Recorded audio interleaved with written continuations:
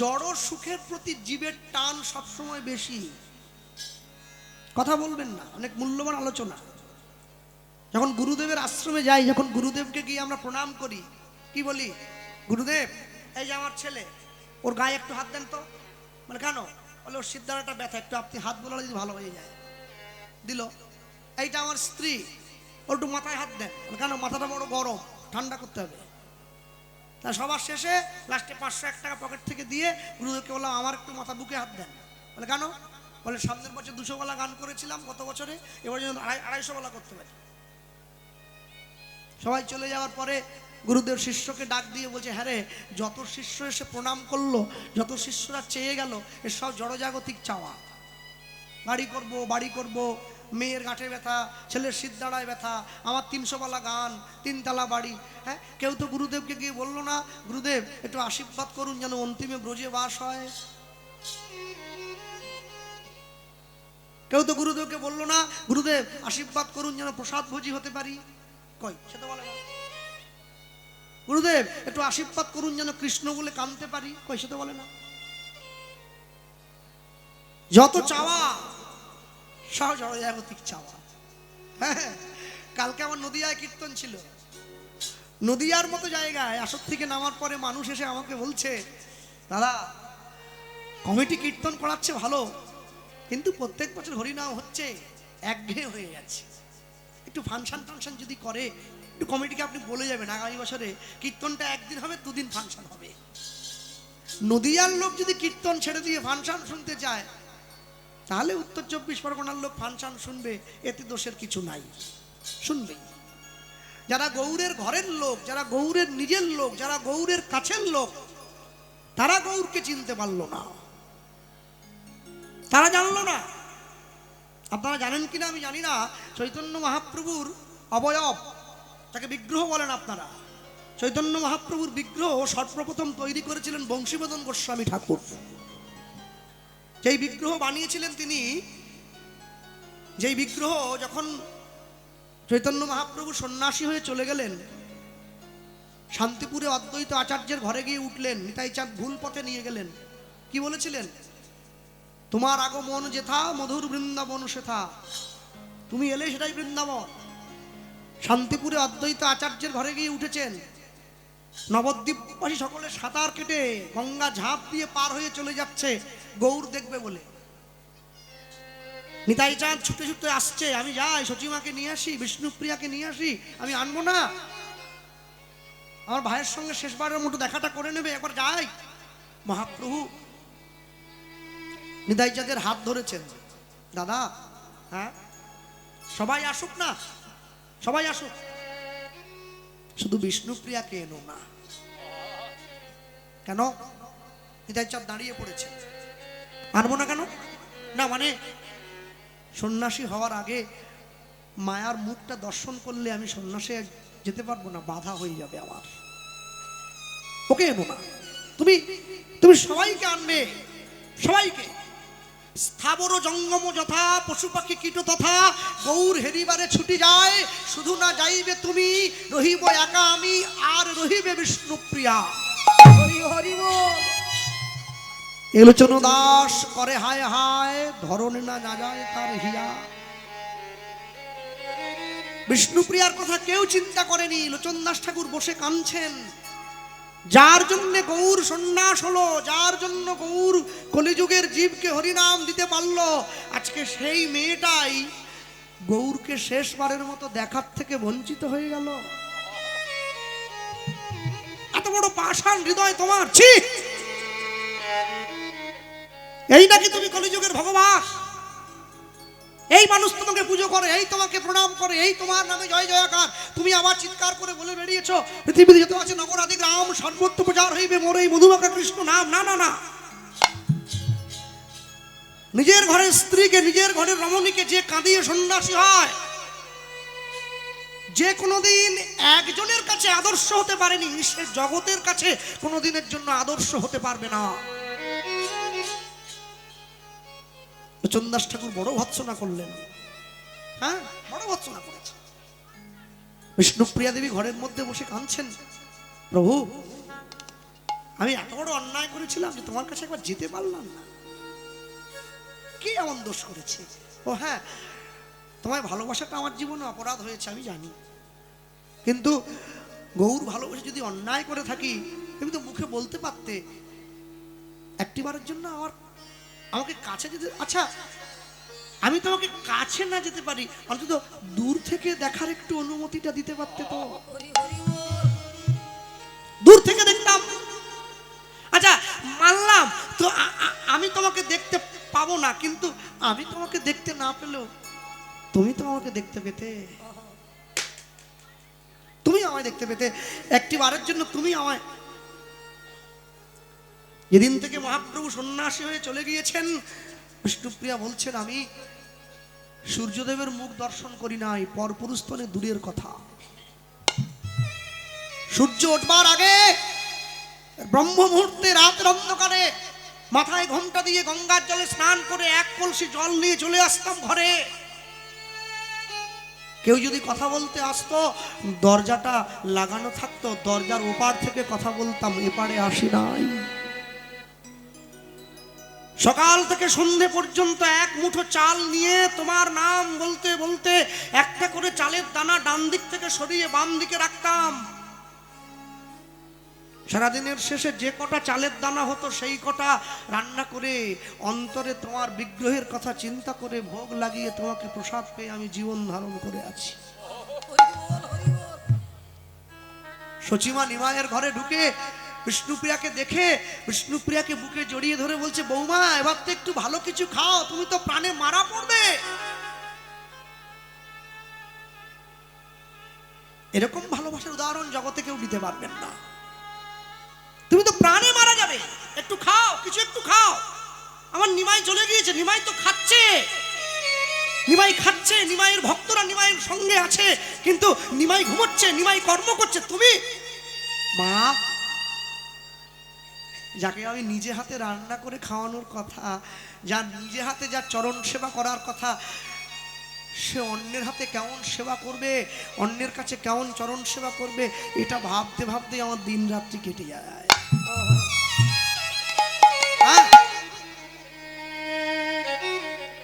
এটা ভাবতে ভাবতে আমার দিন কেটে যায়।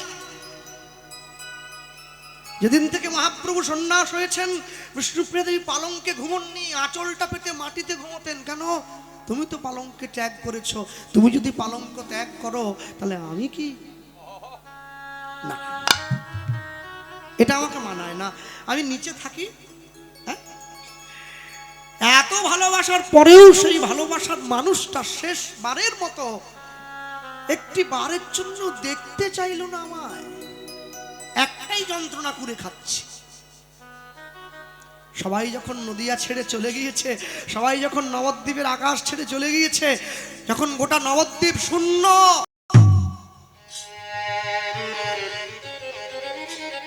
হঠাৎ করে বিষ্ণুপ্রিয়ার ঘরের দরজায়, সচিমায়ের অঙ্গনে কে যেন দরজায় টোকা দিচ্ছে। বিষ্ণুপ্রিয়া, দরজাটা খোলো না। কে? আচ্ছা একটিবার খোলো না। কে? গলাটা বড় চেনা লাগছে, কে ডাকছে? বিষ্ণুপ্রিয়া দেবী ছুটে উঠে দাঁড়িয়েছে। কে তুমি? দরজার বাইরে দাঁড়িয়ে ডাকছো কে? আমার নাম ধরে? আমি মহাপ্রভু, দরজাটা খোলো। ছুটে গিয়ে দরজাটা খুলে দিয়েছি। কি প্রভু তুমি? চরণটায় জড়িয়ে ধরেছে। প্রভু এতদিন পরে এসো, ঘরে এসো। হাত ধরে মহাপ্রভুকে ঘরের মধ্যে দিয়ে এসো, ঘরে এসো। বসতে দিয়েছে, চরণটা সেবা করছে। প্রভু তুমি যে, সবাই যে তোমাকে দেখতে গেল, সেখানে তুমি যদি না থাকো, তুমি যদি আমার কাছে এসেছো, লোকে দেখলে আমায় তো আরো কটু কথা বলবে। শোনো, সবার থেকে তোমাকে আলাদা করে না দিলে তোমার সঙ্গে কি মনের কথাটা বলতে পারবো? শান্তিপুরে অদ্বৈত আচার্যের ঘরে যে গৌর রয়েছে সে তো গৌণ। তোমার দরজায় যে দাঁড়িয়ে আছে সে তো মুখ্য। হাতটা বাড়িয়ে দিয়েছে, আমি অনুমতি দাও, আমি সন্ন্যাসী হব। হাতটা বিষ্ণুপ্রিয়া দেবী মহাপ্রভুর চরণটা জড়িয়ে ধরেছে। প্রভু তুমি চলে যাবে আমায় ছেড়ে? হ্যাঁ, না গেলে কলিযুগের জীবকে তো উদ্ধার করতে পারবো না। কেমন এসব জীব পাইবে উদ্ধার, বিষয় সুখেতে সবে মজেছে সংসার, বলিলেও কেহ নাহি লয় কৃষ্ণ নাম, নিরবধি করে শুধু আমিত্বের ব্যাখ্যান। মনে রাখবেন, যে মায়েরা বসে আছেন, কথা বলছেন, গল্প করছেন, ভগবানের নামে হাসবার লোক অনেক পাবেন, ভগবানের নামে নাচবার লোক অনেক পাবেন, ভগবানের নামে কাঁদবার মানুষ পাবেন না। ভগবানের নামে কাঁদতে গেলে না অনেক কষ্ট করতে হয়। চাইলে ডাক্তার হওয়া যায়, মাস্টার হওয়া যায়, ইঞ্জিনিয়ার হওয়া যায়, ব্যারিস্টার হওয়া যায়, উকিল হওয়া যায়, চাইলে ভক্ত হওয়া যায় না। চাইলেই ভক্ত হওয়া যায় না। চাইলেই যদি ভক্ত হওয়া যেত তাহলে দেশে চোর কমে যেত, সাধু বেড়ে যেত। দেশে সাধু কমে গেছে, চোর বেড়ে গেছে। হ্যাঁ, দুদিন তিন দিন নিরামিষ খেলেই তোমার মাছের কথা মনে পড়ে। একদিন মাছ না খেলে ভালো হচ্ছে না, মুখটা সাদা মেরে যাচ্ছে। কই 5 দিন মাছ খাওয়ার পরে একদিন তো ইচ্ছে হয় না আজ একটু প্রসাদ পেলে ভালো হতো। আর কোথায় কেউ দুঃখ পাবেন না। হ্যাঁ, ভিতরে যে মেশিনটা বসানো আছে না, যে ইঞ্জিনটা চলছে না, এটা এত নোংরা হয়ে গেছে না, কালো জল ঘাটতে ঘাটতে আমি আসার সময় দেখছিলাম আজকে। একদম গাড়ির জানলা দরজা বন্ধ আছে, তারপরেও এত দুর্গন্ধ। ওর মধ্যে বসেই লোকে কপ কপ করে ডিম সিদ্ধ খেয়ে যাচ্ছে। মানে দুর্গন্ধটা নাকে যেতে যেতে একবার অভ্যাস হয়ে গেছে। হ্যাঁ, খারাপের সঙ্গে মিশতে মিশতে মেশিনটা এত খারাপ হয়ে গেছে। মেশিনটা দিনের পর দিন মাছ খেতে চায়, দিনের পর দিন মাংস খেতে চায়, দিনের পর দিন পেঁয়াজ খেতে চায়, দিনের পর দিন ডিম খেতে চায়, একদিনও প্রসাদ পেতে চায় না, একদিনও পেতে চায় না। যদিও বা কষ্ট করে একদিন পেতে চায়, কোন রকম ওই দিনটা কাটিয়ে পরের দিন সকাল হলেই সঙ্গে সঙ্গে আবার ডিম ভাজা খেতে চায়। মেশিনটার অবস্থা বড় খারাপ। আর মেশিনটা যাদের যাদের দেহে বসানো আছে, সেই দেহগুলোর অবস্থা আরো খারাপ, আরো মারাত্মক। বৈষ্ণব মহাজন পদকর্তা লিখছেন, কি হেরিলাম অপরূপ গোরাগুণ নিধি, কত চাঁদ নিঙাড়িয়া নিরমিল বিধি। একটা চাঁদ যদি আকাশে ওঠে, সেই চাঁদের আলোতে গোটা আকাশটা অন্ধকার কেটে গিয়ে আলোয় ভরে যায়। একটা চাঁদ আকাশে উঠলে মানুষ নিজেকে নিজে দেখতে পায়। মানুষের দেহের বাইরের অন্ধকারটা দূর করলেও আকাশের চাঁদ কিন্তু হৃদয় অন্ধকারটা দূর করতে পারে না। হৃদয় অন্ধকার দূর করতে গেলে গৌরাঙ্গরূপী চাঁদের ওঠাটা বড় দরকার। হরি হরি ও হে, চাঁদের আলো বাইরে পড়ে, ভিতরে পড়ে কি পড়ে না। হ্যাঁ, বৈষ্ণব মহাজন লিখছেন সুন্দর, দেখুন। ও গয়ুগরয়ি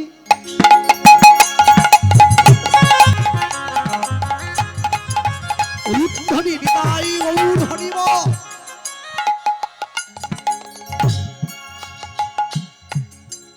উগরয়ি সুধা জনু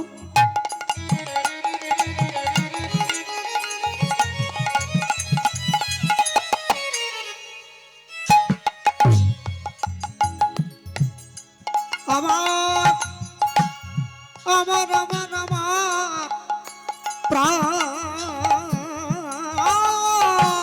গোরা,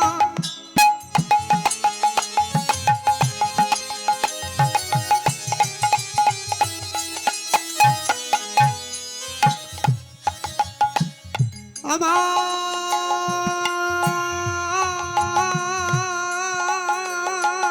প্রাণ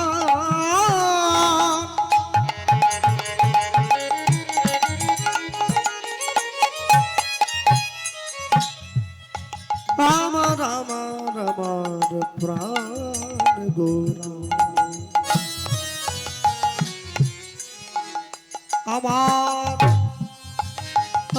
আমার প্রাণ গোদা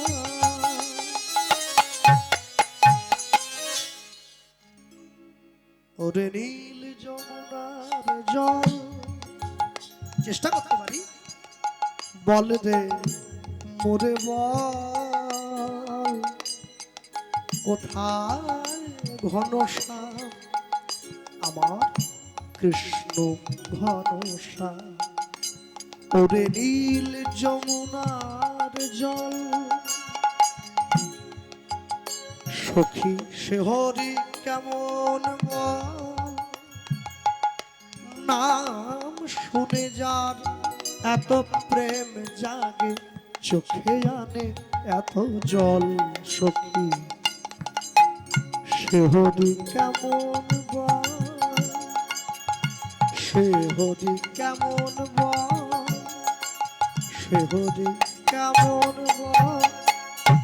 বেহাগ যদি না হয় রাজি বসন্ত যদি না আসে এই আসরে মন তুমি ওগো থাকো বন্ধু আমার পাশে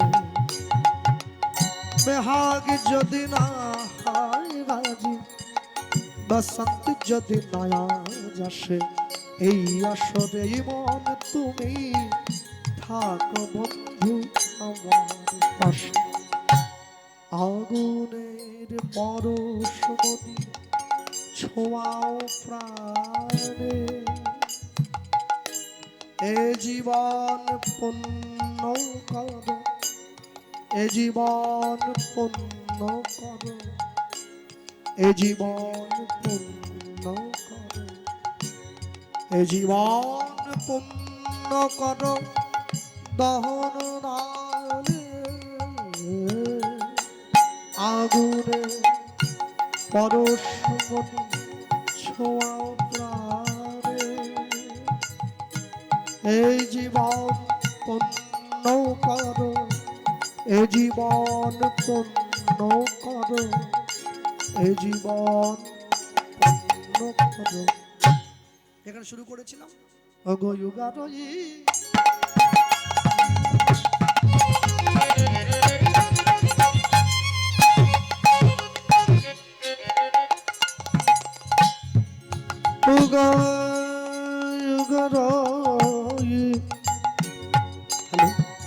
ডিলে করুন সাউন্ডটা বসে যাচ্ছে হ্যালো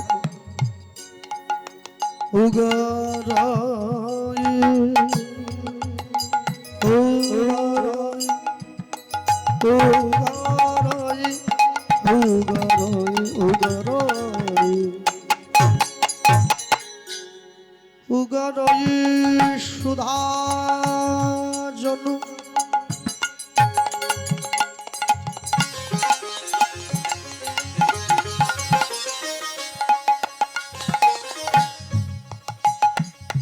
সুধা জনু গোরা মুখের হাসি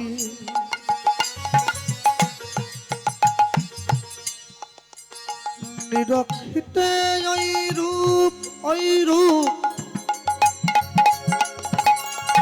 হৃদয়ে রইল পশি নিরক্ষিতে গোরা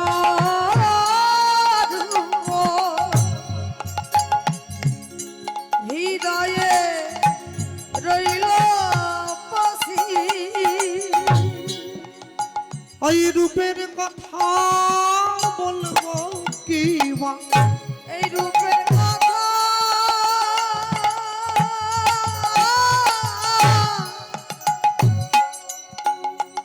আমি বলবো কত ওই রূপের কথা আমি বলবো কি এই রূপের কথা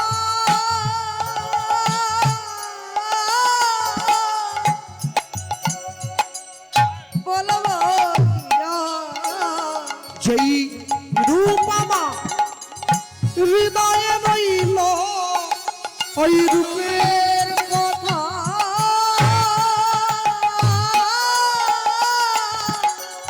বলবো যেই যেই রূপ আমার হৃদয়ে রইল এই রূপের কথা বলবো কি আর? বলি শোনো শোনো ও সজনী রূপের কথা বলবো কি আর? যেই রূপ আমার হৃদয়ে রইল রূপের কথা বলবো কিবা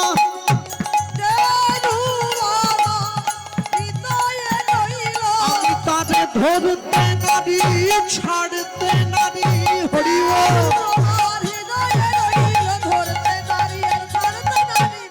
রূপ আমার হৃদয়ে রইল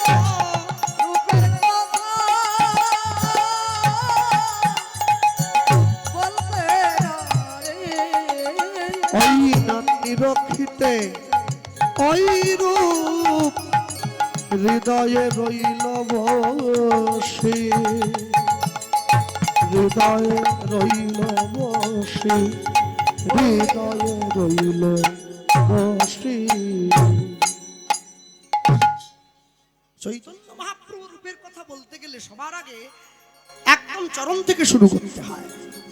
চৈতন্য মহাপ্রভুর যে চরণ আসতে সেই চরণে আকাশের চাঁদ যেদিন চৈতন্য মহাপ্রভুকে দেখেছিল সে দেখে ভাবলো আমি সুন্দর কিন্তু মহাপ্রভুর মতো সুন্দর নয়। হ্যাঁ আসতে দেখবেন বৃন্দাবনে যারা আছে তাদেরকে গোপী বলা হয়, তাদেরকে সখী বলা হয়। যারা নবদ্বীপে আছে ওদেরকে নাগরী বলা হয়। কেন? নাগরী যারা হয় তারা যুগল ভজন করে, সখী যারা হয় গোপী যারা হয় তারা আলাদা দেহে ভজন করে। নাগরীর সুবিধা কি? যে নাগরী হয় সে অন্তকৃষ্ণ বহি রাধা এই ভেবে ভজন করে, আর যে সখী হয় আস্তে কথা বলো না বস বস বস বস মনে রাখবেন সব সময়ের জন্য যখন রাধারানী কৃষ্ণের কথা চিন্তা করেন, রাধারানী কৃষ্ণের কথা চিন্তা করতে করতে তিনি কৃষ্ণ হয়ে গিয়েছেন। হ্যাঁ, না হাম রমণ না হাম রমণী দুহুমন মনোভর পোষ হলো জানি। রাধারানী কৃষ্ণের কথা চিন্তা করতে করতে কৃষ্ণ হয়ে যান, আর যিনি কৃষ্ণ তিনি রাধারানীর কথা চিন্তা করতে করতে রাধা হয়ে যান। আচ্ছা আমাকে একটা কথা বলুন, যখন বৃন্দাবনে দুজনের মধ্যে পাওয়ার তারতম্য ছিল যে কেন একে অপরকে পায়নি, যখন এই তারতম্য ছিল ততদিন পর্যন্ত একে অপরের জন্য কেঁদেছে আমি মেনে নিলাম। হ্যাঁ, এর জন্য সেও কেঁদেছে সের জন্য এও কেঁদেছে, কিন্তু কলিকালের মাটিতে তো এক দেহ হয়ে এসেছে, আলাদা দেহে তো কেউ নেই। তাহলে কলিকালের মাটিতে যদি এক দেহ হয়ে আসে তাহলে একে অপরের জন্য কাঁদছে কেন? যতদিন পর্যন্ত আলাদা ছিল ততদিন পর্যন্ত কেঁদেছে মেনে নিলাম, এখন তো এক হয়ে এসছে এখন কাঁদবে কেন? এখন কাঁদছে কেন? যাতে আমরা পাই সেই জন্য। একদিন তো নিজেরা নিজেরা ছিল, আজকে যাতে আমরা পাই সেজন্য কাঁদছে। মনে রাখ সব সময়ের জন্য ভগবান প্রত্যেকটি ক্ষেত্রে প্রত্যেকটি জায়গায় নিজেকে প্রমাণ করতে চান নাই। শ্রীমদ্ ভাগবতের প্রথম স্কন্ধ থেকে নবম স্কন্ধ পর্যন্ত শুধু ভক্তের কথা বলা আছে, ধ্রুবের কথা, প্রহ্লাদের কথা, অম্বরীশের কথা। কেন? ভক্ত কত সুন্দর এটা বোঝাবার জন্য ভক্তের কথা বলা আছে। হ্যাঁ, অনেকে প্রশ্ন করে কৃষ্ণ নাকি নিজের মামির সঙ্গে প্রেম করে, রাধারানীকে মামি। আচ্ছা একটা কথা বলুন, যদি কৃষ্ণ পরকীয়া করে আমরা বলে থাকি কৃষ্ণ পরকীয়া করেছে, আমরা তো পরকীয়ার মানে অন্য জিনিস জানি। পরকীয়া মানে হচ্ছে একজনের বউ থাকতে আরেকজনের বউকে নিয়ে পালানো। আমরা পরকীয়া মানে এটাই জানি, কেননা আমাদের তো বুদ্ধি এর থেকে উপরে উঠবে না। হ্যাঁ, তার ঘরে স্বামী থাকতে অন্যজনের স্বামী নিয়ে পালালাম, এ পরকীয়া। এটা পরকীয়া নয়। হ্যাঁ, এ পরকীয়া তো আলাদা আর ওই পরকীয়া তো আলাদা, দুটো এক করলে হয় না। স্বকীয়া রসেতে হয় ভাবেরও উল্লাস, ভাবের উল্লাস হইলে পরকীয়ার বহিঃপ্রকাশ। ভক্তচিতে এই প্রেম আছে সমুজ্জ্বল, ভক্ত ভাবিতে ভাবিতে আসে নয়ন জল। হরি হরি বল। আমরা কি এই পরকের কথা জানি? আমরা জানি না। হ্যাঁ, আমরা বলতেও পারবো না। আচ্ছা আমাকে বলুন, বৃন্দাবনের মাটিতে যিনি রাধাকৃষ্ণ দুই দেহ এক হয়ে কলিযুগের মাটিতে এলেন, যখন চৈতন্য মহাপ্রভু নদীয়ার রাস্তা দিয়ে হেঁটে যেতেন, তখন নদীয়ার নাগরীরা দেখে বলতো একটা সোনার পর্বত হাঁটতে হাঁটতে চলে যাচ্ছে। আর যখন মহাপ্রভুর দেহ থেকে ঘাম গড়িয়ে পড়তো, তখন দেখে মনে হতো সেই সোনার পর্বত থেকে যেন সোনা গলে গলে পড়ছে। কি করে বুঝবেন? দেখবেন এরা সোনার হার গলায় দিয়েছে, অনেক টাকা দিয়ে পয়সা দিয়ে কিনে রাত জেগে কীর্তন করে হরিনাম করে টাকা জমিয়ে সোনার হার কিনে গলায় দিলাম। তো এই হার পরলে তো মরার ভয় আছে। হ্যাঁ, রাস্তাঘাটে বেরোনো যায় না, অন্ধকারে ছিঁড়ে নিতে পারে, ভিড় মেলাঘাটেও যাওয়া যায় না, জীবন চলে যেতে পারে। কিন্তু কেউ যদি গৌরাঙ্গ নামের হার গলায় পরে, ছিঁড়ে নেওয়ার তো ভয় নেই, উল্টে তার মৃত্যুর ভয়ও দূরে চলে যায়। এটা গৌরাঙ্গ নামের হারের সঙ্গে এই জগতের হারের তফাৎ। তাহলে একবার চিন্তা করবেন, যার নামে এত ক্ষমতা, তাকে দর্শনে কত ক্ষমতা জন্মায়, তাকে দর্শনে এত ক্ষমতা জন্মায়, তার রূপে কতখানি ক্ষমতা আছে। হ্যাঁ, গৌরাঙ্গ মহাপ্রভু পৃথিবীতে একমাত্র ব্যক্তি, দা অনলি 1%, যার হাত দুটো আঁঠুর নিচে থাকতো। আজানুলম্বিত ভুজধারী, হাতটা আঁঠুর নিচে থাকতো। হ্যাঁ, মহাপ্রভু শুধু ওই প্যান্ডেলে গিয়ে বাঁধাকপি তরকারি আর ডাল খেয়ে ঘুমিয়ে পড়তে বলেন। যেই 9টা বাজলো অমনি চল এবার বাড়ি গিয়ে শুইয়া পড়ুম, এজন্য বলেন না, আরো কাজ আছে। হ্যাঁ, কম করে 7.5 থেকে 8 ফুট লম্বা ছিলেন মহাপ্রভু। হ্যাঁ, এই কাঁধ পর্যন্ত চুল ছিল, সেই সঙ্গে প্রকাণ্ড দেহ, এই টানা টানা চোখ একবারে এই পর্যন্ত, আর একবারে কাঁচা সোনার মতো গায়ের রং। কাঁচা সোনা, সোনা যেদিন থেকে মহাপ্রভুকে দর্শন করেছিল, সেদিন থেকে আগুনের কাছে গিয়ে বলেছিল তুমি আমায় পুড়িয়ে দাও, কেন গৌর রূপের কাছে আমি কিছুই নয়। সবসময়ের জন্য জানবেন, সেই মানুষের রূপের কথা বলা যায় যার রূপকে ধরা যায়, আর যার রূপকে ধরা যায় না তার কথা বলবেন কি করে? বলা যায়? কোনো মতেই বলা যায় না। সবসময়ের জন্য জানতে হয়, পৃথিবীতে প্রত্যেকটা মানুষই নিজের মতো করে থাকার জন্য, বাঁচার জন্য পৃথিবীতে এসেছে। সকলেরই ভালো থাকবার অধিকার আছে, কিন্তু সকলে চাইলেও ভালো থাকতে পারবে না। ভালো থাকতে গেলে ভালো কর্ম করতে হয়।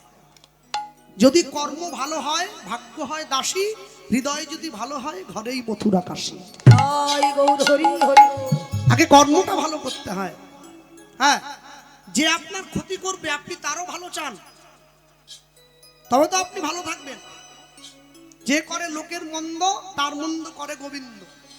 আপনি যদি মানুষের ক্ষতি করেন ভগবান আপনার ক্ষতি করবে, আর আপনি যদি মানুষের ভালো করেন তো ভগবান আপনার ভালো করবে। হ্যাঁ, সবসময়ের জন্য জানবেন, পৃথিবীতে যত জীবজগৎ এসেছে, যে জিনিসটা সুন্দর তার সঙ্গে তুলনা দেওয়ার মতো একটা জিনিস পাওয়া যায়।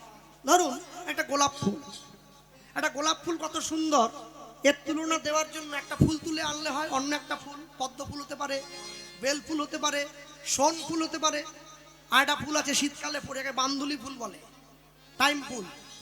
তা গোলাপ ফুলের পাশে রাখতে পারি, তাহলে একটা ফুলের সঙ্গে আরেকটা ফুলের তুলনা দেওয়া যায় ফুলটাকে পাশে রেখে। কিন্তু চৈতন্য মহাপ্রভু রূপের তুলনা দিতে গেলে চৈতন্য মহাপ্রভুকেই দরকার, অন্য কারোর সঙ্গে তুলনা দেওয়া যাবে না। হ্যাঁ, তবে মাথা বেঁচে গেছে, আপনারা প্রত্যেকে গৌরকে ভালোবাসেন। ও বাচ্চাগুলো তো বড্ড কোলাহল করে।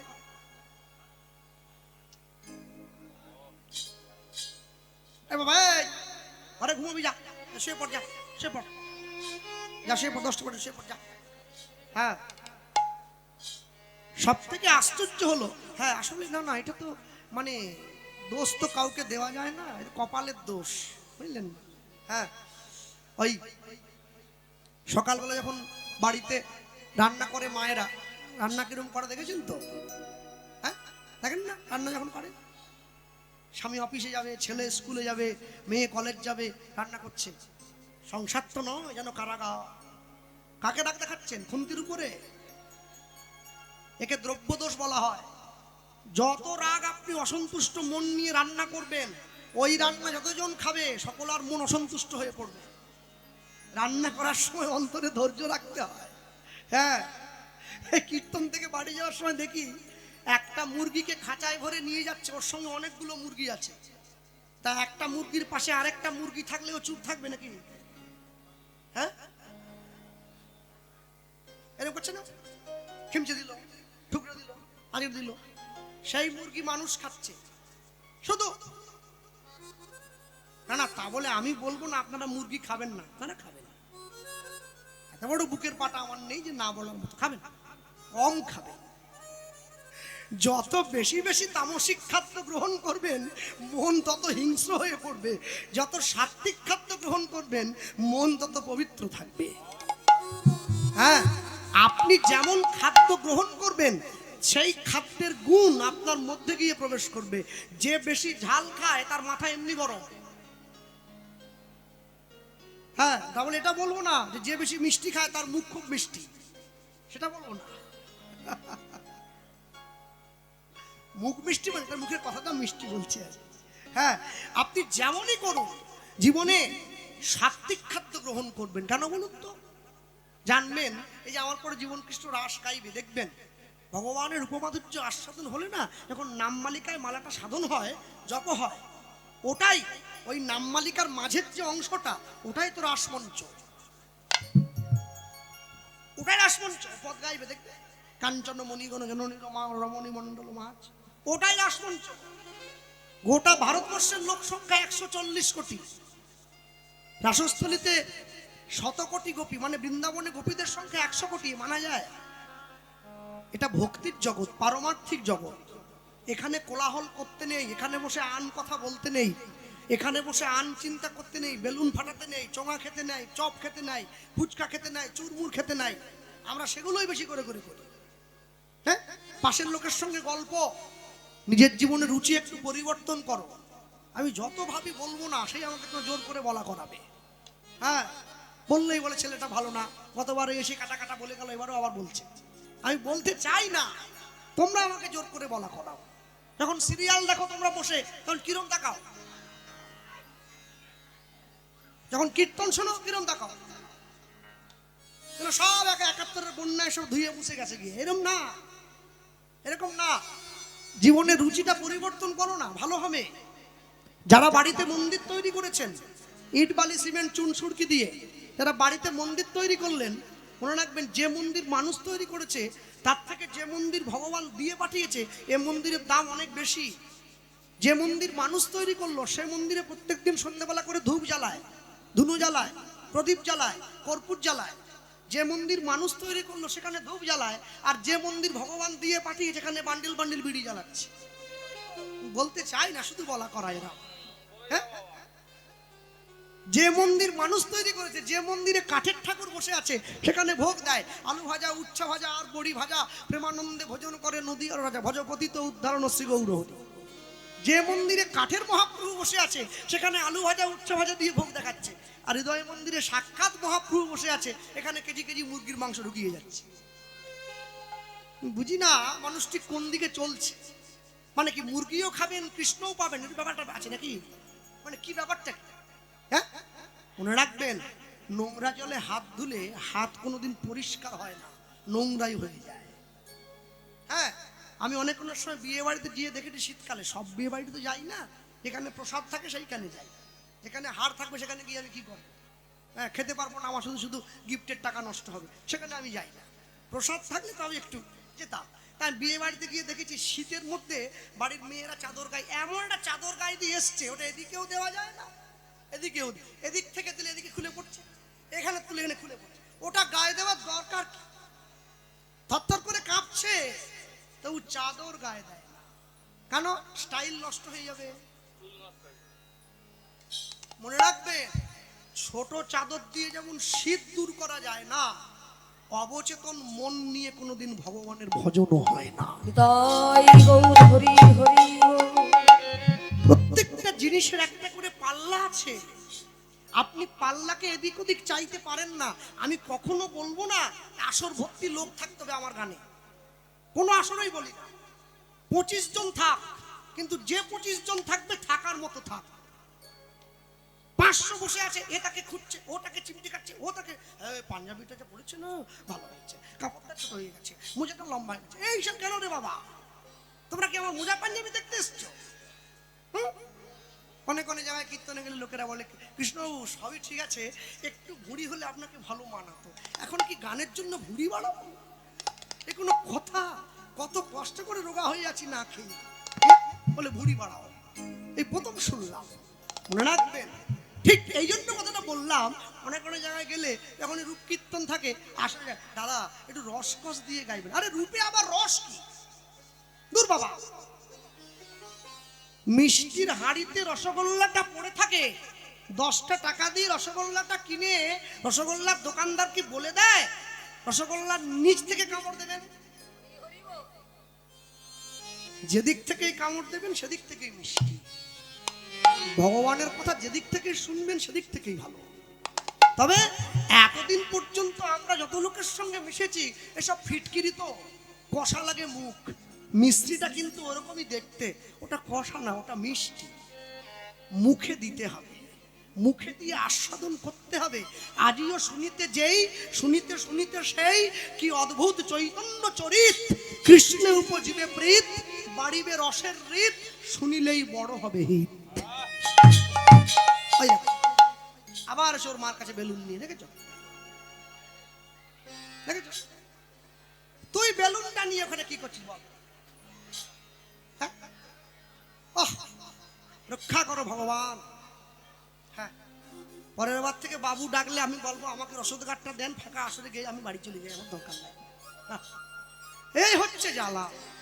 আপনি যত চাইবেন হতে চায় না, হতে চায় না, এটা নিয়মই।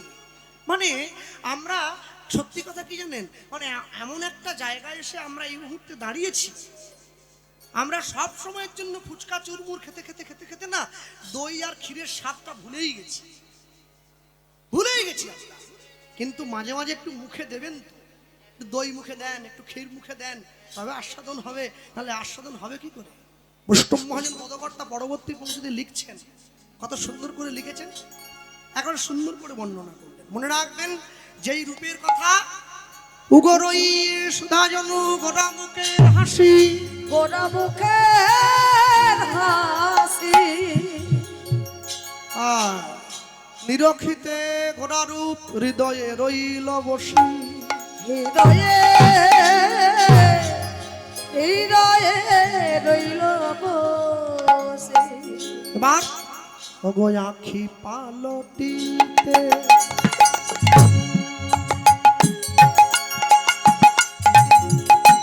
আখি পালটিতে কত যুগ হেন মানি,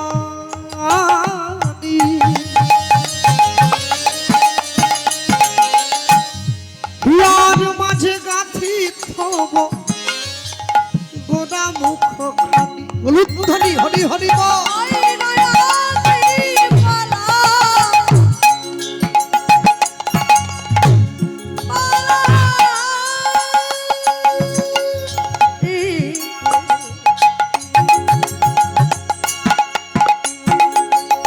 কত যুগ হেন মানি,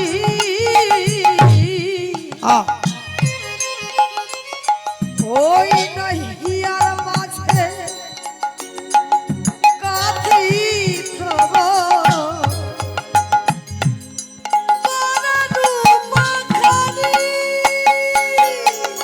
ওগো হিয়ার মাঝে গাথি থব গোরা রূপ খানি, ওই নাই হিয়ার মাঝে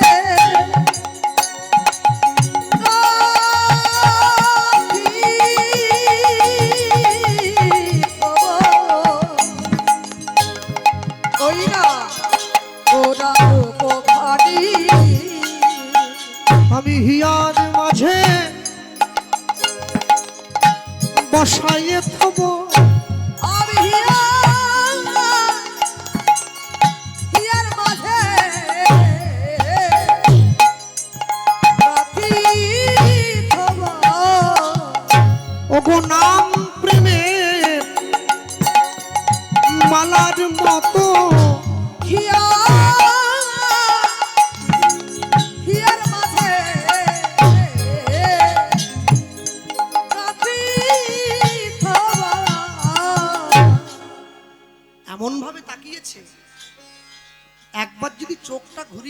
এরকম করে ঘোরাতে কতক্ষণ সময় লাগে? আমি এই জন্য বলেছিলাম শুরুতে দাঁড়িয়ে যারা শুনছেন যে অষ্টকালীন লীলাব্রতের নিয়ম হলো অগ্রবর্তী যা গাইছেন পরবর্তী জায়গাটা পর্যন্ত পরিষ্কার করে দিতে হয়। যদি পরিষ্কার থাকতো তাহলে তোমাদের সকলের বুঝতে সুবিধা হতো। দেখবে উত্তর ঘোষে একটা পদ আছে না, ওই না বেশে আইসো তুমি দাঁড়ায় রয়েছি আমি। যখন গোবিন্দ রাধারানীকে সঙ্গে নিয়ে সখাদেরকে ত্যাগ করে পিছে ছিল, পিছে, তাই তো? যখন সখার আগে গেল, গাভীগণ আগে গেল, গোবিন্দ সবার পিছে ছিল। ব্রজেরও বালক যত সবে চলি যাও তো, আজ তুমি সবার পাশে কেন? ছিল তো, পিছনে ছিল তো। রাধারানী প্রশ্ন করছে তুই পিছনে কেন? তুমি দাঁড়িয়ে কেন পিছনে? তুমি তো আগের দিকে থাকবে, তুমি প্রত্যেক দিন আগে যাও, তা আজকে আগে যাও নাই কেন? গোবিন্দ বলে তোমায় দেখবো বলে পিছনে আছি। আগে গেলে তোমায় দেখতে পেতাম? হ্যাঁ, আগে গেলে তোমায় দেখতাম পেতাম না তো। আর যদিও বা দেখতে পেতাম, দাদা বলরাম সঙ্গে ছিল না? তা বড় ভাইয়ের সামনে কি, হ্যাঁ, আস্তে হাত তুলুন তো, কারা কারা পুরী গিয়েছেন দেখি একটুখানি। গিয়েছ পুরী? বাহ, সুন্দর। আচ্ছা, নামান নামান, এটা উড়োচ্ছে কে আবার? উড়োষ্টি উড়োষ্টি উড়োষ্টি বাবা, উড়োষ্টি বাবা। আচ্ছা, আরেকবার হাত তুলুন। পুরীতে গিয়ে কারা কারা গরুস্তম্ভের সামনে থেকে জগন্নাথ দেবকে দর্শন করেছেন? আমি দীঘাতে গিয়ে জগন্নাথ দেখার কথা বলিনি, পুরী গিয়ে দেখার কথা বলছি। হ্যাঁ, দীঘায় তো লোক হোটেলে গিয়ে ক্যাঁকড়া ভাজাও খায়, আবার পুজোও দেয়, আমি সে কথা বলিনি। পুরীতে গিয়ে কারা, পুরীতে গিয়ে গরুস্তম্ভের সামনে থেকে জগন্নাথ দেবকে দর্শন করবেন। মহাপ্রভু কিন্তু গরুস্তম্ভের পিছন থেকে জগন্নাথ দেবকে দর্শন করতেন। বিরাট কারণ আছে এই জায়গায়। কারণটা কি? কারণ আসতে গরুস্তম্ভের পিছন থেকে জগন্নাথ দেবকে দর্শন করলে বলরাম আর সুভদ্রাকে দেখা যায় না, শুধু জগন্নাথ দেবকে দেখা যায়। যখন মহাপ্রভু জগন্নাথ দেবকে দর্শন করছেন, তা জগন্নাথকে কৃষ্ণ, যিনি দেখছেন তিনি কে? শ্রী রাধা, রাধা ভাব। আচ্ছা, দাদা বলরাম পাশে দাঁড়িয়ে আছে, তাহলে কৃষ্ণের সঙ্গে রাধারানীর সম্পর্ক থাকে, দাদা বলরাম তো জানতো এটা। দাদা কে হবে সম্পর্কে? বড় ভাসুর। আচ্ছা, বড় ভাসুরের সামনে কি মনের মানুষের দিকে ড্যাব ড্যাব করে দেখে থাকা যায়? লজ্জা বলে আবার একটা আছে তো। এ তো এখনকার শাশুড়ি বৌমার মতো না, শ্বশুরের সামনে বৌমা জিন্সের প্যান্ট পরে ঘুরছে, এ তো সে না। লজ্জা আছে তো, মনে ভয় আছে তো।